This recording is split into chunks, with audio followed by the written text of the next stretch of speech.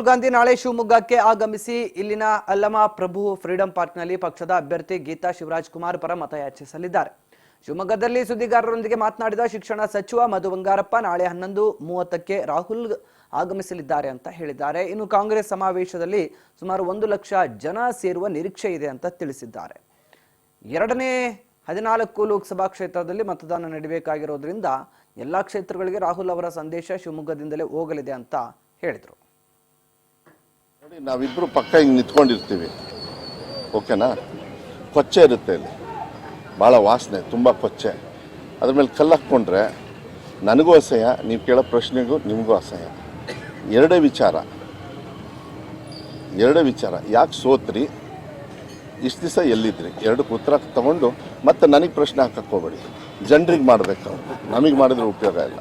ಅದಕ್ಕೆ ಕೊಚ್ಚೆ ಮೇಲೆ ಕಲ್ಲು ನೀವು ಹಾಕಬೇಡಿ, ನಾನು ಹಾಕ್ಕೊಳಕ್ಕೆ ಹೋಗಲ್ಲ. ಇಂಥ ಸಂದರ್ಭದಲ್ಲಿ ಅಸಹ್ಯ. ಶರಾವತಿ ಡೆಂಟಲ್ ಕಾಲೇಜ್ ಎದುರುಗಡೆ ಟೆಂಟ್ ಹಾಕೋದು, ಎಲೆಕ್ಷನ್ ಬಂದ ಇವೆಲ್ಲ ಇರ್ತವೆ. ಅದು ಒಂದು ಘನತೆ, ಗೌರವ. ನೀವು ರೀಚಾರ್ಜಿಗೆ ಯೂಶಲಿ ಫ್ರೀಯಾಗಿ ಮಾಡ್ತಾರಾ ಇಲ್ಲ ದುಡ್ಡು ಕಟ್ತಾರಾ? ಹಾಂ